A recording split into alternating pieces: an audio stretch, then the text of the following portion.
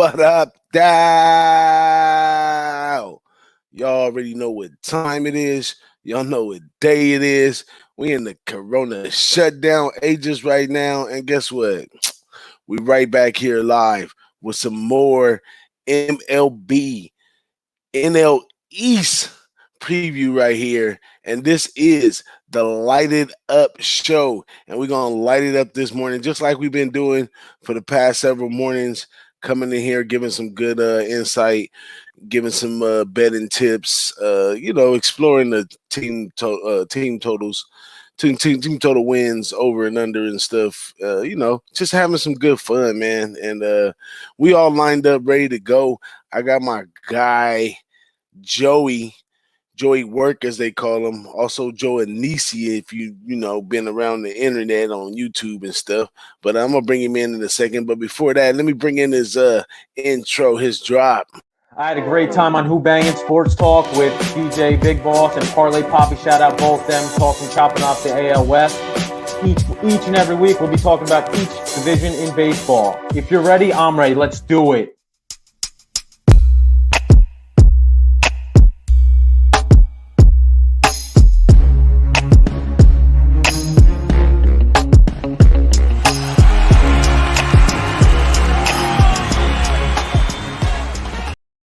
What up? Let's do it. What up, Joey? How you feeling today, man?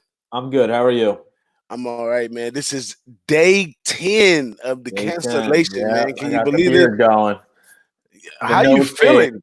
How is your mental health? How are you feeling? You know what I'm saying? How's it going for you? Yeah, so I have been working from home Monday through Friday. So that keeps me busy a little bit, but then my girl's essentially got laid off, so she's here with me. So it's kind of weird, she's been staring at me like, and I'm like, all right, I'm trying to work here, but we've been going on walks every night and trying to exercise as well. But it is weird. It's different. Yeah, the exercising thing is crucial too, man, because my kids is asking me like, it's the first days over here that we've been officially shut down, and my kids like, can we go walk around the block, get a little walk in? I'm like, I don't know, the first part is the part where stuff, the rioting and all that stuff could really jump off. I'm like, hold down, let's give it a minute, man, before we get out there like that, man. But yeah, it's difficult, man. I done got a little stir crazy myself at times, like the job done sent me home, so I'm like, I'm at home, but it's no sports. I'm trying to watch all these series. I caught a couple good series here and there. I'm not a big TV watcher like that. I never have been, because I always been into music, and now that I'm retired from DJing, I'm really not into music as much as I used to be back in the day. You know what I'm saying? So yeah. The loud music and stuff doesn't really do it for me like it used to, even though sometimes I get an urge. I mean, if I really pull out the turntables and set it all up, like I might get into it a little bit, but maybe that's what I'm gonna have to do at this time right here, because it's getting wild, man. It's getting wild, man. It's different. It's real different. Something, you can't be really accustomed to. So yeah, it's even frustrating to cap sports at this time, because there's all kinds of stuff going on in NFL, the trades and all that kind of stuff. But it's even difficult at that rate to stay focused on it, because there's no game afterward. There's nothing. It's like selling you a hot dog with just a bun. You know what I'm saying? Like, yeah, just take this little bun, do what you want with it. You know what I'm saying? So it's wild, man. It's wild. But yeah, man, I don't know where our guy Parlay Papi is. Parlay, I know you out there somewhere, but let's jump on into NL East. You ready for this? I am. Yes, sir. Oh, we got our guy Paco Hilly in the building, and we got Don Ricci in the building with us right now. And both of them, I told them, come on to the show. Paco, Paco's a emergency tech worker, so I'm sure his hands is full right now. Yeah, but he was initially supposed to be on these shows with us. It was all set up, but work calls, and Paco's the type of guy that steps up to the occasion, man. Shout out to Paco Healy.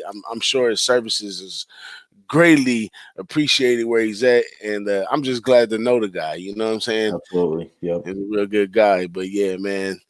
Um, where do we start with this NL East? Now, this is the meat and potatoes of all the divisions, I would say right here. The competition level, and this one is high all the way through.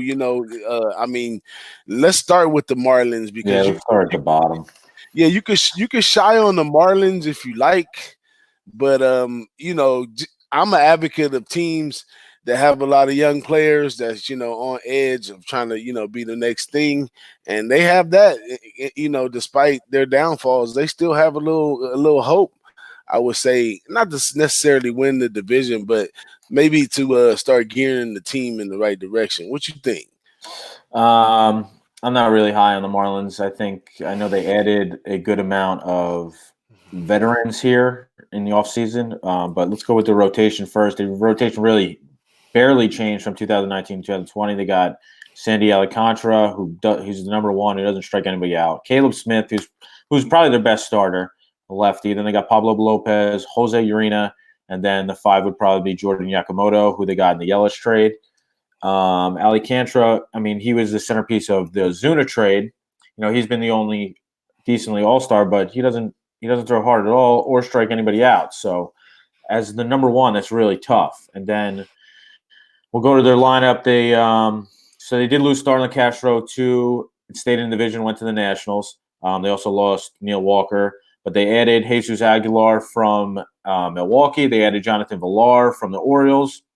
They added Matt Kemp as well, Corey Dickerson, and Francisco Cervelli, and Matt Joyce, who are everybody they added are all veterans in baseball. So their lineup is no longer, as you said, young guys. There's really no projected lineup: Jonathan Villar, Brian Anderson, Corey Dickerson, Jesus Aguilar, Matt Kemp or Matt Joyce, Isan Diaz, who's probably the youngest guy, Miguel Rojas, and then Jose Alfaro or Francisco Cervelli. So, I mean, this is definitely the NL East is arguably the best division in baseball, if not the best division in the National League. You don't even have to argue that probably. So I have them projected. Let me see right here. I got them projected 65 wins, 65 and 97 on FanDuel. Their win total is 64.5. So I'm not betting that, but well, like you said, they got a little bit of the young and the old is moving in this one right here, but they got a decent bullpen. They could hold down a few games, and I definitely think they push over this number that they have right here at 63.5. I'm seeing. So I don't know. I'm up on the Marlins too. I got a lot of optimistic views on all these teams. They all have their bright side and their upsides to me. yeah. But that's pretty much all I have on them right there. But definitely somewhere that you probably want to look to find a total. Like I said, those are the volatile teams that I look to try to find trends. Like, maybe they only win at home or they always, baseball breaks down to that. Like when you get deep into it, sometimes it goes down to what day of the week, what time of the day, and they got a stat for that. You know what I'm saying? Who's pitching, what the grass was cut at, all kinds of craziness, man. But we got our guy Parlay Papi that showed up on us right here. So we got to bring in Parlay Papi with no further ado. But before we do that, it's Papi Parlay here. @Papi_Parlay here with DJ Bigboss. Light it up, baby. UFC, NHL, MLB.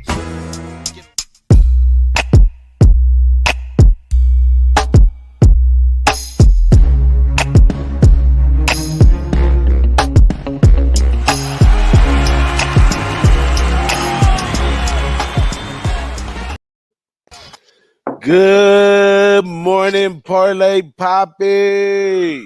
What is poppin'? Give me some of that energy, man. It is madness. It is hysteria.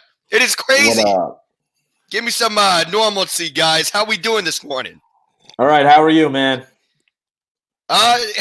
It's a crazy time, man. We are locked down on the West Coast. Day Is my 10. mic? What's up? Your mic is right there. I'm saying it's day 10 since the cancellation right here. How you feeling on day 10?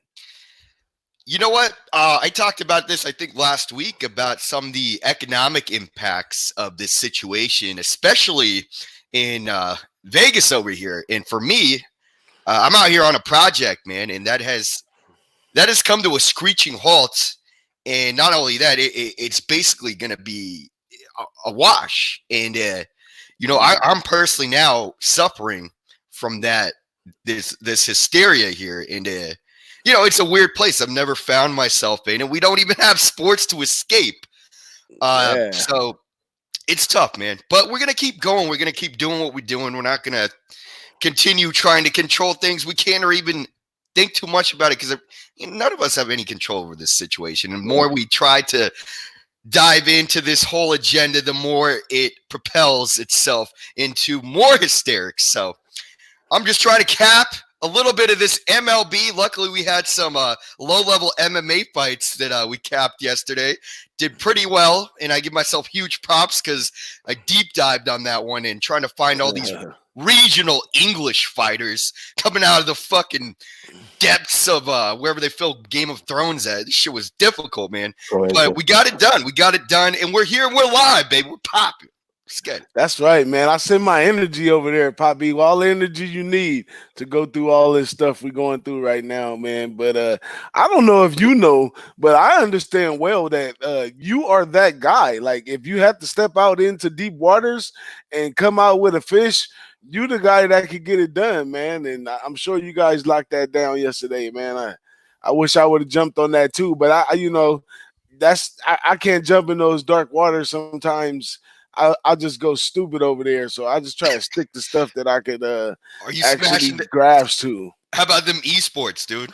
Man, them esports is coming around, up half a unit. And I hung out with my guy, Adam, from SBR, who does the esports column. He came out on the lounge with us last night, dropped a couple bets that he gave me, and voila, my horse racing bankroll is up, courtesy to esports. And after this show, I'm going to jump over there with my guys, Dom Ricci and Big Ragu and Jimmy the Bag, and we're going to cap some of these horses. So, y'all come check us out over there too. But shout out to esports. It's going well. What you think about this simulation sports, though? I see a lot of cappers are on the simulation thing. I seen the 49ers get beat on there the other day. And a lot of guys I heard somebody said they had a hundo. I don't know, simulated. And that's a point that Adam made last night, is that they have guys that can play the game well enough for you to bet on them. No need to simulate it through, it doesn't make much sense. So I don't know, man. It's what y'all think about the simulation sports. Yeah, it's not for me. That's all I got. Is that? Remember, DJ, we were on here and we got some fucking weird Twitter messages from like those guys, and like, you're taking our job. Like those creepy ass dudes, and they had like a YouTube like special on it. It was weird, right? Yeah. Is that what you're talking about? That's what, it's not those same guys, but that's what's going on. I even opened up my bookmaker last night and I clicked esports. Usually there's like 5 different events you can join. This thing went down like 9 events. They had 2K simulated, they had NHL simulated, they had some kind of rock something and something else, man. They really kicked in real fast with that one. Yeah, they're just eating your money with that. I mean, it's a 50-50. They can lose. I don't know. There's a line on there. It was who played the other day? It was San Francisco. I can't remember who the dog was, but the dog won. I had a feeling the dog was going. I had a feeling the dog was going to win, and that was it would. But I didn't bet no money on it though. A couple guys I know was over a text betting $5, man. But that's crazy. The age we got to live through. Yeah, I'm sure some people are gonna get attached to that. Some people are gonna think they really got an edge. Hey, whatever works, I guess, right? If you're making bucks, you got to angle. You got to do what you got to do, and in these times especially. So yeah, exactly. Good luck getting paid out by your book, though. Yeah. I'd rather play somebody in Madden for money than do that. Yeah, that makes a lot more sense. At least you know exactly what happened in the game. Yeah. But yeah, man, we just jumped through the Marlins real quick, probably, Poppy. I'm sure you don't got much to say about them. You know what? I could get into these Marlins a little bit. You know, that starting rotation is pretty impressive, to be honest, for the young guys. I was on the big fade Yamamoto train. Remember Jordan Yamamoto coming up looking like a star, getting absolutely crushed. The thing is, these guys are young. We got prospects like Sixto Sanchez, and we have Jesus Sanchez, and that's good position player talent. We know the bats are the real problem. The lineup of old players, Dickerson, who else is over there? Aguilar. We have one more veteran. I mean, what does that do? That doesn't help anything in this batting department. The thing is, who? Matt Kemp, they added. Oh, you're right. Matt Kemp. There you go. Yeah. There is not much that they have as far as a current, you know, they don't have a roster built for winning. They do have a deep pipeline. I think they have a lot of tradable pieces in that farm system that they got going on to utilize these position players that are needed with bigger bats. And I think that Jeter's got, you know, he might have a little something going on with these Marlins. I think that this is going to be a team still, you know, kind of bottom of the barrel, but they're going to be going on some streaks. They really do have impressive pitchers, and they do have some prospects. I think that this is kind of the start of things turning around for these Marlins, and I'm really interested to see where they're at. Their win total, I mean, the win total alone, I think they're going to be hovering around there. But at the end of the day, that Yelich and Brinson trade, I think that just has stained the Marlins for years. And we'll see what happens. I'm gonna keep my eyes on these Marlins with some of these giant prices they're gonna be getting at home to take a look at eventually whenever we get to the MLB season. There it is right there. So there it is, Martins, right there in the bunch right there. Let's jump right on over to the next team. We're going from the bottom up today, and we're on the Philadelphia Phillies right here. Now, this number was really low and somewhere jumped up on there. So the win total for Phillies right now is 85.5, which is, I'm not sure how many points it jumped, but it jumped up some from what it opened at. So a lot of people feeling Philly right here, and good reason to feel Philly. Another one of those teams on the cutting edge of turning things around. Definitely a good competitor out of Philly.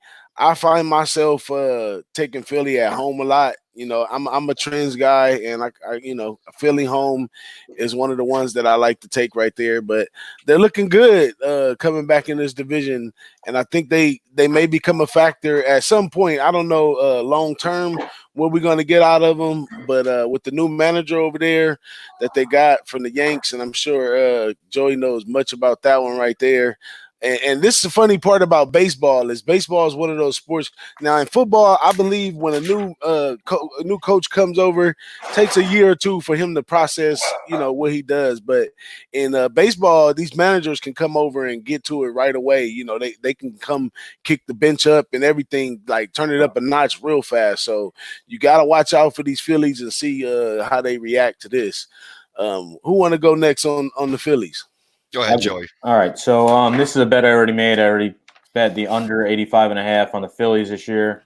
Obviously, the NLEast is one of the best divisions in baseball, but the rotation, they got Nola. They added Zach Wheeler from the Mets, who they paid him a good amount of money.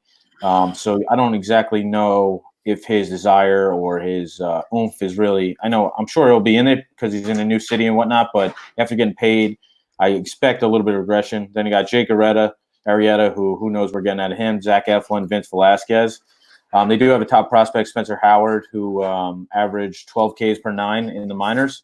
So I'm sure he'll get called up in the year. But then the lineup, they got Metuchen up top. He's hurt, but he'll be back. Then Riamoto, Harper, Hoskins. They added DJ Gregorius as Joe Girardi brought in his ex-Yankee shortstop. Segura, Kingery, Hazley. But other than Wheeler and Gregorius, they added Josh Harrison, who's a utility guy, Francisco Liriano, and Neil Walker. Those are like the big guys that they added. They did lose a couple bullpen arms, Vargas and Cesar Hernandez and Miguel Franco. So, but I really don't think this team gets. Last year they had 81 wins. Their team total, I have them projected at 80 wins, so one less win. Their team total from FanDuel I have is 85.5. My projections again have them winning 80 wins. Last year they had 81. I really don't think this team gets 6 more wins with adding, Zach Wheeler. Again, the Mets know him, so he's going to be pitching in the same division that he pitched in last year. So that's definitely not a plus. I don't see it happening. So I already bet that under. That's what's up right there. You heard it first from my guy Joey, and my guy Joey is a champion because this guy has won the Big Boss MLB contest on several occasions. So this guy is the truth, and I can't keep going on the other side of Joey because I know I'm gonna lose if I do that. But it's early in the game. We don't know. The markets adjust. I'm more of a first 3 months of baseball type guy. So by the time the long term come in, I'm out of there. I'm already on football and stuff like that. So I guess I could see it a little different. I look for that fire coming off of them right away. And this is also taken with a grain of salt that they're going to play 162 games. So yeah, that's true too. So everything, all the numbers will probably change in the long term. I wonder how's that gonna work if you got a future? Did they cancel that future right away? I don't know. I think they will cancel the under-over in team totals, but if you have a future like them to win the division, that might stay, depending on your book. Yeah, that's going to be interesting right there. But that's what's up right there. Next up, Parlay Papi, what you got to say about this one? Yeah, I got to agree. I think that the rotation itself is very weak. Jake Arrieta is going to continue being the guy that we saw last year. There's not going to be a Jake Arrieta of old looking like a stud. This is it. And we got, Vince Velasquez still up in here. Like you said, Joey, Zach Wheeler pitching in the same. How many times are they going to see each other? 14 times if they play that many games, assuming so. Wheeler is actually a negative for them. Despite his metrics being decent, he's a decent pitcher. He gets very hot and very cold. So the Phillies lineup is what it is. What are you going to get from Gregorius and McCutchen? These guys are older now. We know that Gregorius, he was very consistent on the Yankees, but at the same time, he's not really a spring chicken, as they call it, right? He's an older guy. And if they don't make any type of playoff run, what does that say? It's got to be a very skeptical time to be a Philadelphia fan right now. And with Joe Girardi, what is going to change? I think they actually may get closer to that win total than we might think because of the fact that some of those managerial decisions last year with the Phillies cost them games based on how they were placing their pitching staff, the bullpen, who they're matching up with, who they were taking out. Some very questionable moves, which is why Joe Girardi is currently the manager of the Phillies here. So decent arms in the farm, right? You're talking about Howard a little bit, but remember Moniak, right? That was the number 1 pick, I think, for in 2017, 2016 by the Phillies from SoCal, baby, Encinitas, San Diego. I hope one day I can see that place when I'm not locked down. But go back to my spot over there. But he's going to be a stud, man. He was the 4th in RBIs in AA, right? We know AA is a pretty good indicator of how hitters are actually going to hit in the leagues. AA and AAA is what we want to look at. And he's also a stud in AA, leading the league in triples last year. So coming up, that's a big arm. That's a big arm. And we know Bryce Harper is going to continue to be Bryce Harper, who's a good player. He is a good, solid player who hits the ball. And that's what he's going to be. He's not going to be an MVP ever again, but that's what it is. I think they get closer to that win total. I don't think it's so easy here, Mr. DJ Big Boss and Joey. I think they're going to be hovering real close now. That's what's up. You heard it right here first on the Light It Up show right here on the Who-Bangin Sports channel. Let's jump off into this team that made a nice push last year towards the end. They showed some elasticity on this team and made a couple moves right away on the offseason. These New York Mets, and I'm sure my guy Joey knows plenty about this guy because he's on the other side of that train with the Mets. Go for it, Joey. Tell us about these Mets. All right, so the Mets projected win total is at my book 87.5. I got them winning 87 games. My projections. I got obviously they have a very good rotation with DeGrom, Syndergaard. Now they'll have Stroman for a full year, which is good. Then Steven Matz, who could improve, and then they added Rick Porcello, who I see possibly double-digit wins out of him, and his ERA should be lower now pitching in the NL. They added in the bench. They added Matt Adams, Jet Lowry, Jake Marisnick, who are all good veterans to add. And then, obviously, the bullpen, they added Dylan Betances from the Yankees, Brad Brock, who was from the Orioles. And then they just need to shore up the closer, Edwin Diaz. If they could close him up and, if he's a more reliable closer, that should definitely help this team. Obviously, again, the NLEast is very tough division, but I see them probably just right underneath the Braves in the second spot in the NLEast, really battling out games and probably making the playoffs as a wild card. That's what's up right there. And shout out to our people in the chat right there. We had Don Ricci around there. He's a huge Mets fan. I love to hear what Don Ricci has to say about his Mets. And we have Paco Hilly hanging around with us, man. Shout out to Paco Hilly. Also, Alex Rodriguez here. And also, Borking 8 is in the house with us today. So that, and also we got plenty of others over on the Twitter page.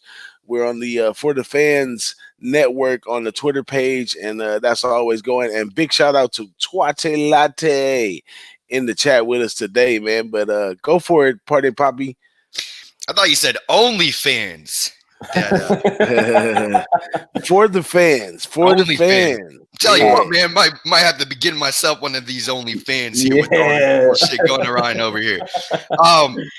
This Mets, man, can the starters stay healthy? I mean, Stroman, remember we thought that was a little bit of a questionable trade, but yeah, he's got a powerful sinker. If he can, that's a very injury-prone type of pitch, for guys to utilize. So if he can stay with it, man, he's going to be a piece.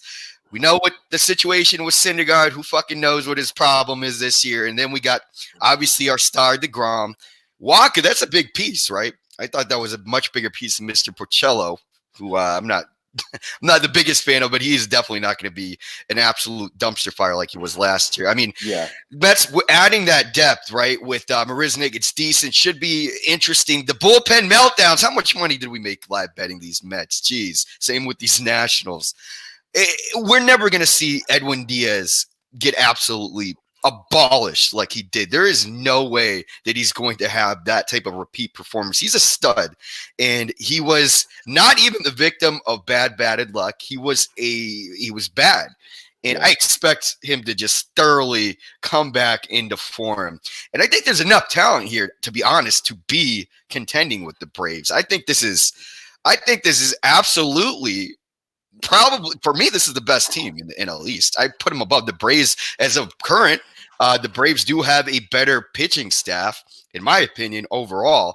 And I think that I like the Mets bats better, right? So I think that these two are going to be duking it out. I wouldn't be surprised if they fly over that total. They do have that depleted farm system. Basically from the trades last year with like Stroman and Cano. Cano's got to be better, right? Cano has to be better for this team to beat these fucking Braves out of here. So that's my wild card pick here to win the division is the Mets. I expect them to go over that total. I expect them to do good things this year. DJ and Joey over here. I like it. That's what's up right there. I like the Mets right there overall as well.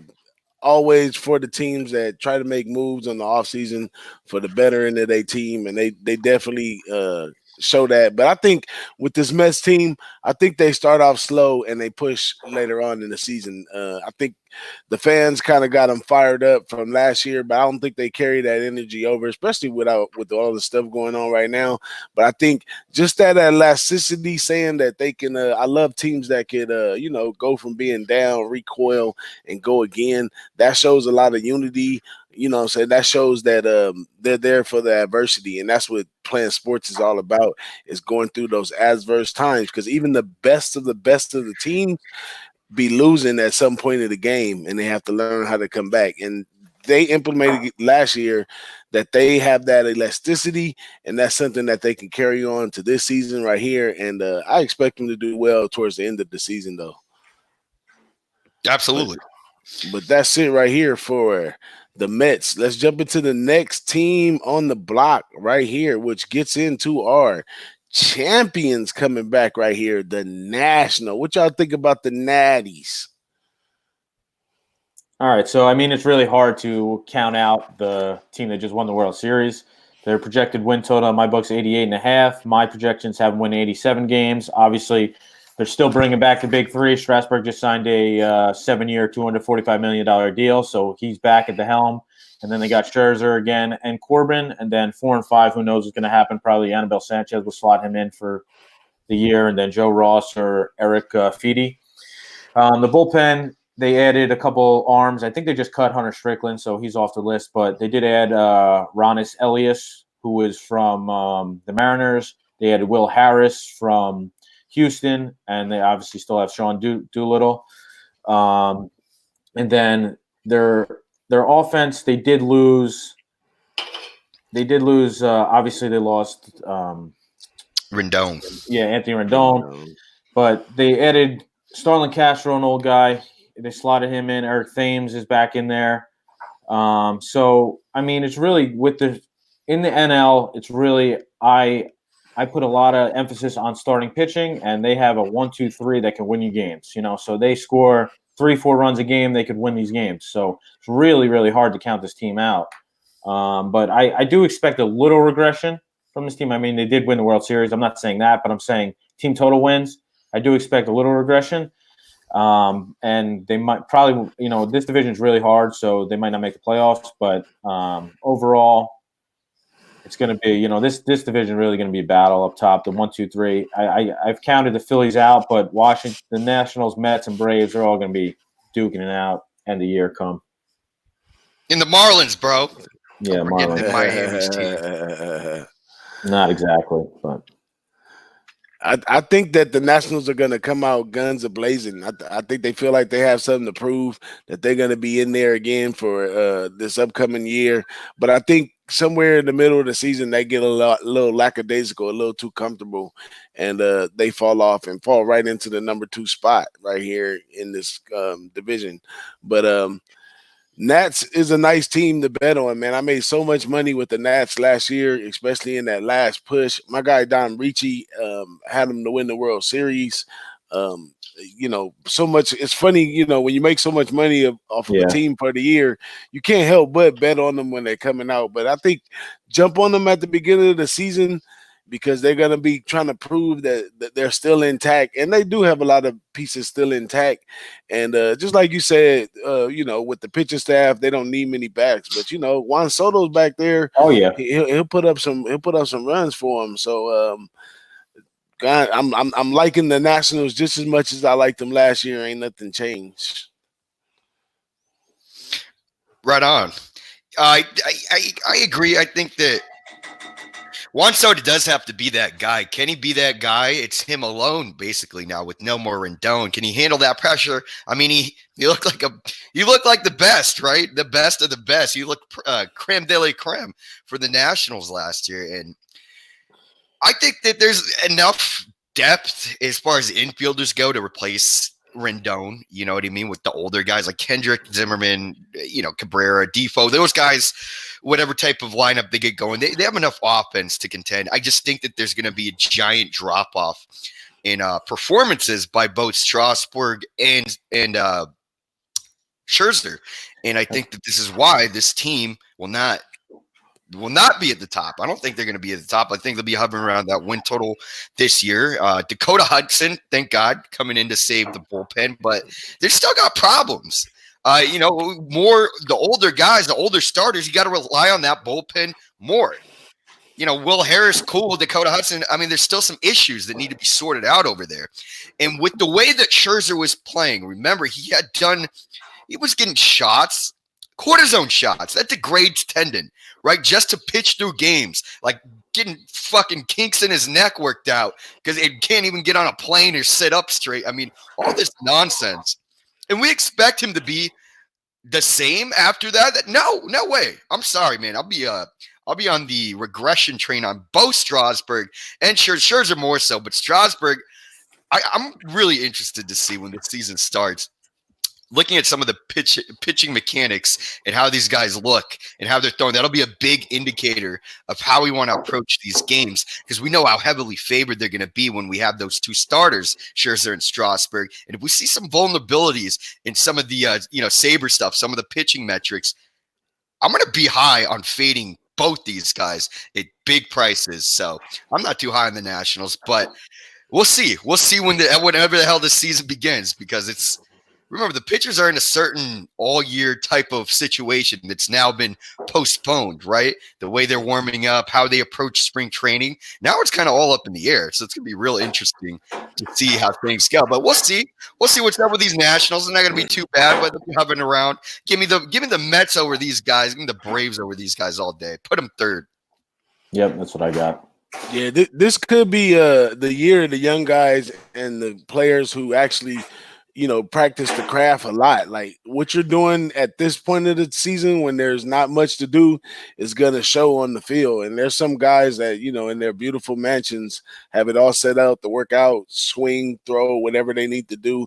And there's some guys that's just kind of chilling right here, looking at this is a time to be with a lot family. of these guys are stuck in Florida. It's some of these camps. Oh yeah, a lot of those guys in those too, and that's another thing right there. You stuck in camp. Some of those teams are going to pull closer together from being together through these type of times. So I think volatility hits the board 100% once the season started. I'm going to be peeping dogs all the time. Yeah. I'm going to be peeping dogs, and unders because we just don't know. We just don't know so far.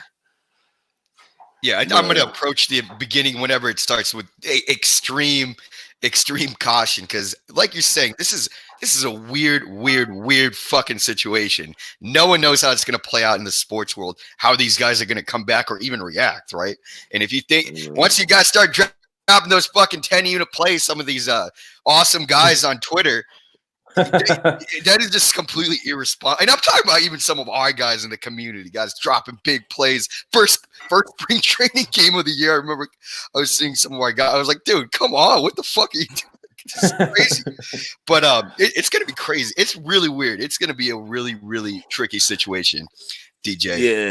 That itch is going to be worse too, Papi, because you got to think they haven't been betting for a while. Some of them, it was an excellent saving plans for them, so they're like, "Cool, I got 10 units to go 10 units." Give me the max play of the day. What is fucking max? What is a max play? What does that even mean? You got to give up your left pinky toe. That's your max play. If you're willing to risk your left pinky toe, that's your max play right there. About to risk the left pinky toe, get my OnlyFans up and try to get some cash. Fuck. Do whatever you got to do, man. Do whatever you got to do to bet these games, especially the first game of the season. Can't wait. Yeah. Oh yeah. Now in this division right here on covers, they have a plus 225 all the way out. Mets, Nationals, and Braves. Now Braves is definitely at the top again and won the division last year. So what do you think these Braves? You think these Braves should be valued a little less than plus 225? Like they're automatic? Because I hear it in some of y'all voices that y'all think the Braves are gonna go ahead and run away with this one. So what y'all think about this future? I don't know about run away with it. This division is really good. So I mean, last year they won 97 games. I don't think that's happening again. I got them around 88. Their win total is 90.5 on my book, but my book has them plus 200, Washington plus 220, Mets plus 250. So there's a little difference there.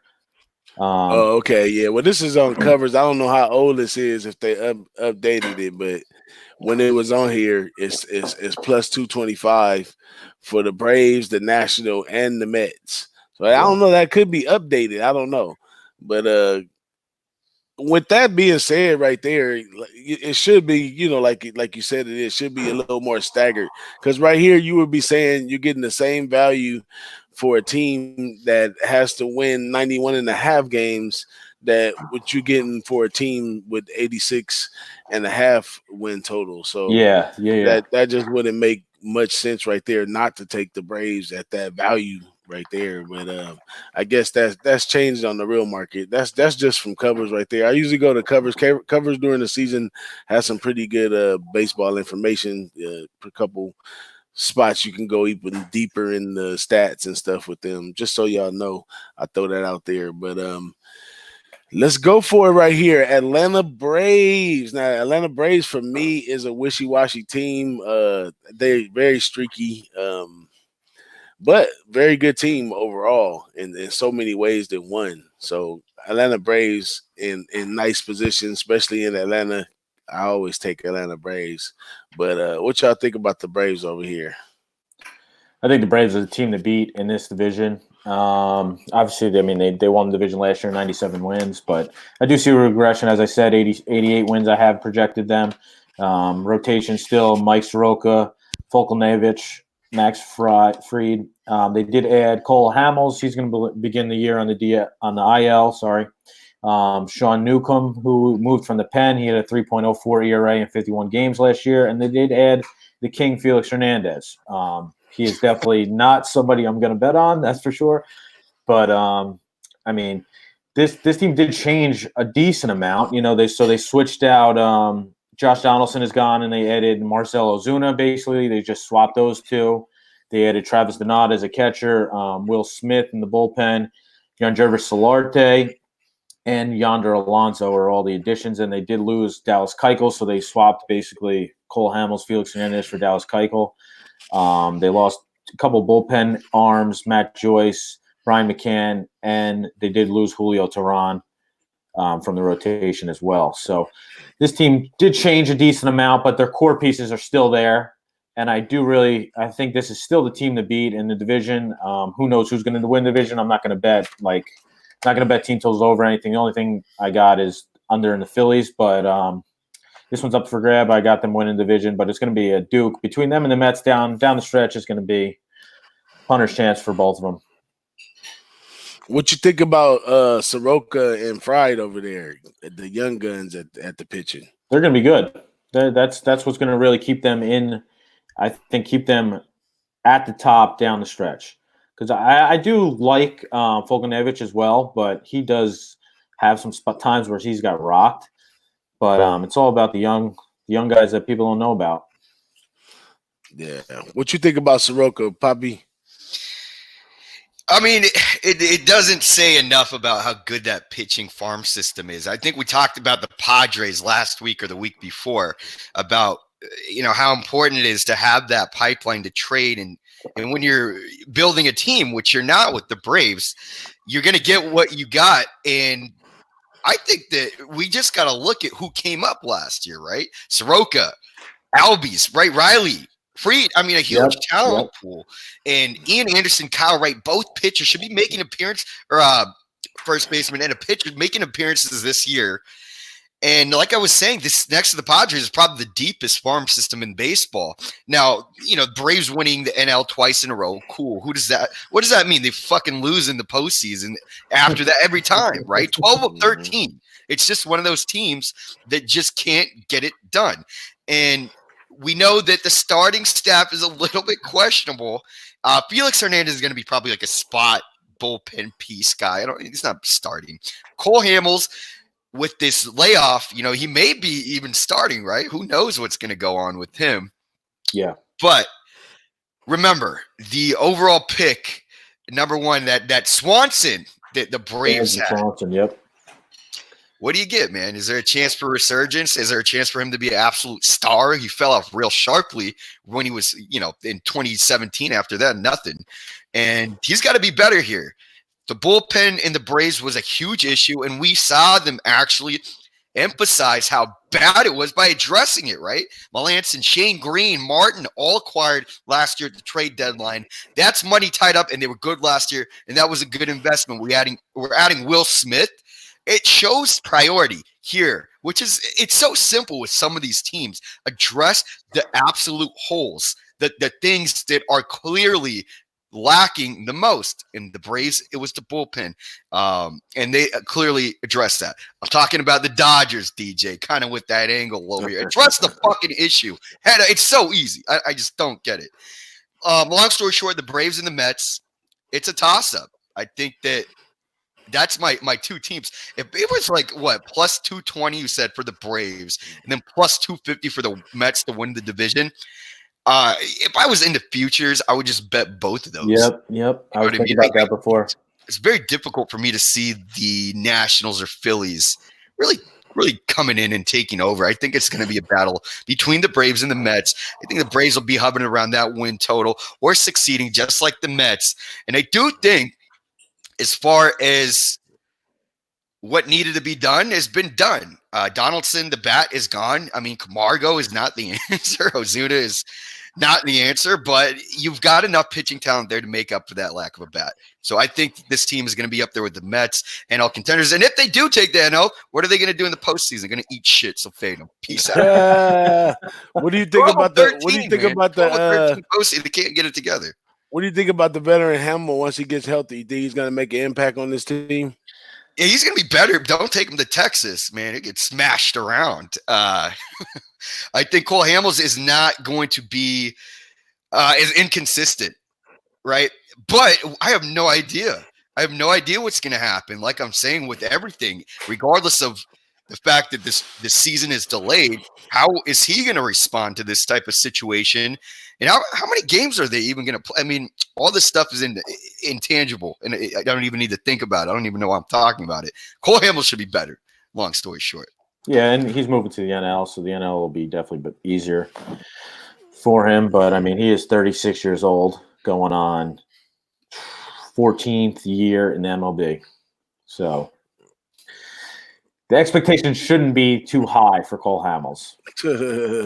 I would say they should probably split him and Felix every other start. They should just do that. Like it should be slow pitch softball where every week they switch who starts and, keep him in the bullpen if need be. If not, I think that would work out well, but I'm not a manager, so.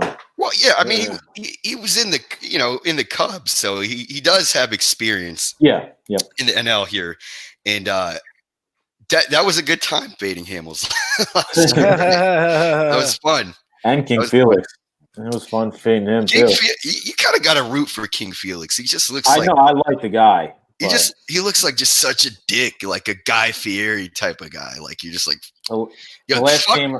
You're like, this guy looks ridiculous, but you just gotta respect people who just look like Ed Hardy puked on him. You know what I mean?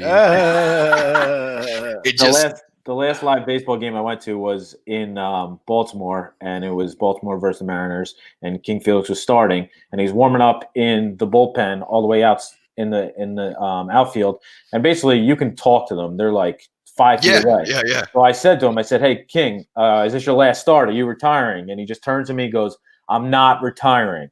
I said, "Okay." I said, "Okay." And all right, dude, fucking chill out. And then he gave up 5 runs in the first inning. Wow. Good Orioles, yeah. Wow. I love him. Great. I love him. Well, that's the NLEast right there. Now, good thing the season has been delayed because we will be firing off right now for the beginning of the season. But would it start today? It would start Wednesday. It starts Wednesday. Yeah. But we would have been already in picks right now, and I had no. That's why I took the Central out. So now I got 2 weeks to do the Central. So I'm inviting everybody back for the last next 2 weeks to do the Central and the NL and the Central and the AL and have some more fun, man. I appreciate you guys coming out, man, with all this extra excellent knowledge you guys have of the MLB. And like I said, I'm just a 4th year in the MLB. Like I'm catching up to you guys, but you guys, man, you guys really are head on with what you guys know, and that's what you need. Like my thing is college football, and it's watching the year in and out, and adjusting and knowing these players since they was a baby to the league, and as they grow older, and you guys got it all covered, man. And baseball is feels like 5 times the amount more players than in football. So I don't know. My brain doesn't work like that. You know what? If you want to be good at baseball, if you want to just have knowledge,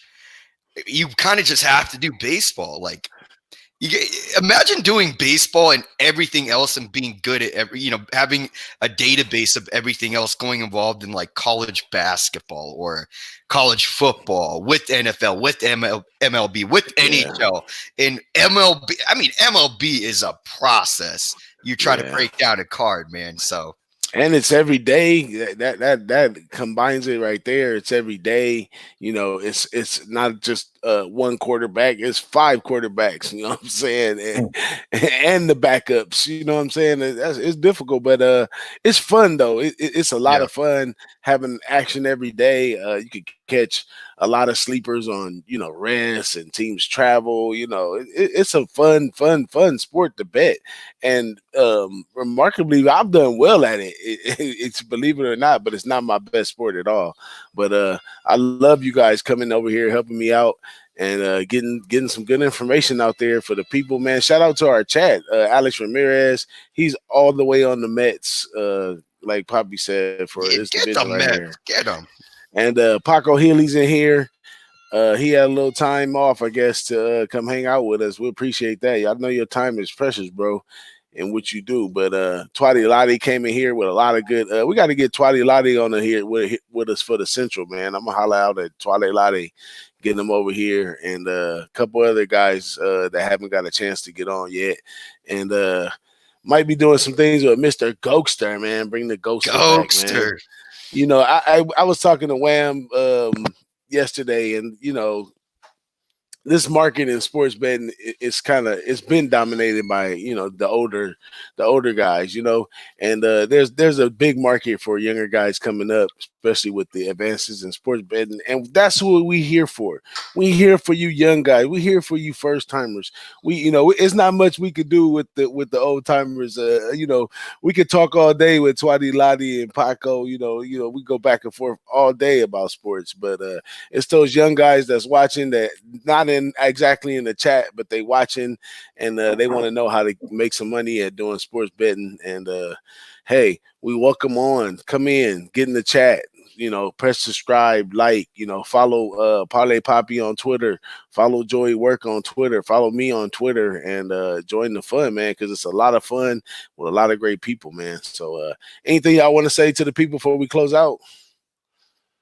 Just want to say thanks for having me, and let's just keep the positivity, everybody, and keep watching our show. Next week we'll be out with another division, and get ready for baseball. That's what's Follow me up. on Twitter. At Joey, what is your Twitter? That's right, at Joey Work, WERK. Right on. Yeah, thanks everybody coming out, hanging out. I know there's really not a lot to do. I don't even know what to do right now. Hey, I got some holes to fill. Actually, like I said, it's a tough time. I don't want to get into the politics of this situation, but we just got to keep the community together. There are going to be dark moments like this, but guess what? Sports will come back someday. Learn something new, get a new hobby, research, dive deep into some of these teams that you're about. There's a lot of interesting things going on in the baseball season this year, and I'm excited, man. I can't wait to get back on it. Now, DJ Big Boss, is this a time? I got a question regarding football. When does like the training start for college football? When do those guys actually get on the field? Spring ball would have been starting right about now, but they shut down all the spring games and everything, so it's all going to be backed up. It's going to be a big impact to football because it's a contact sport, and if there's a point where you just get used to the hits, and starting off every year you got to get used to those hits, so that amount of time is going to be shortened. So I don't know how it's going to work out. With the freshman guys who are smaller, right, and coming up. That's got to be That's got to be tough once they get in there with some of those fucking adult men, 22-year-old looking like a 40-year-old man about to run them down. That's got to be. Yeah, you got some high school athletes too that they do like an early graduation. So they basically finished all their classwork in January for school. So they're off in college right now, and they're supposed to be there for spring ball and to get a piece of that. And so they're just lost right now, out there with all the chicks. Everybody's doing nothing. Or maybe they send them back home. I probably would send a kid that age back home to his parents. I don't want no liabilities. Yeah. But, it's a tricky situation, and they did announce that all of the most teams have, like Notre Dame, we have a blue and gold game, the red and white, basically offensive starters versus the defensive starters, and that's where it starts for me. Usually, capping, watching those games, because that's who performs in those games tells a lot about who wants to move up in the ranks. So we're not getting that this year, but last year there was a few teams due to weather, different circumstances that didn't have that spring game as well. So I mean, these guys can't even train in a facility. You know what I mean? They can't even work on their bodies in trying to. This is going to change a lot. I gotta think with especially with football and the younger guys coming up who can't even season their bodies with the coaches and get a understanding of what they need to do. Strength and conditioning and all that stuff. Yeah, well, football is definitely a sport where they bend the rules, and I'm sure even if it's just you and your trainer, they rotate all the players, a trainer and a player in the gym. They're getting them in there. They're getting them in. They're feeding them that stuff. I don't know what it is, but they're feeding them that stuff right now. So maybe we get some monsters out on the field. Oh shit, that'd be wild. Maybe get some monsters out on the field, man. I'll tell you a story that I know a guy who was a trainer for the offensive lineman for a team, and he said when they went on the road, those guys' diet is so high that they have to eat a lot of food on all the other stuff they got them on, that when he goes to Carl's Jr., he had to order like 100 and something cheeseburgers and stuff for the players. The big guys eat like 6 of them a piece. Yeah. But that's wild for those players. So they just sitting around eating and chilling, man. That's gonna be crazy. I guess you might as well. I had to give it to Clemson. They get more relaxation time.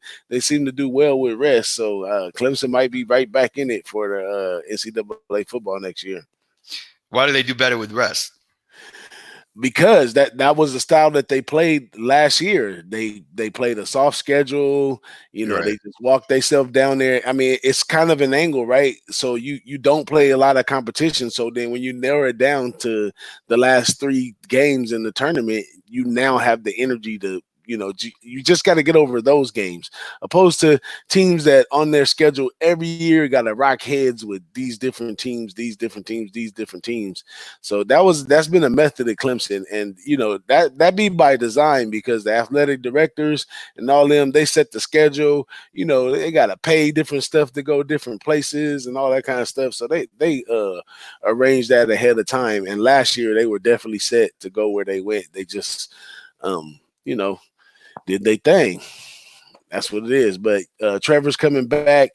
ETN is coming back. So that is going to be real tough out there with the Clemson.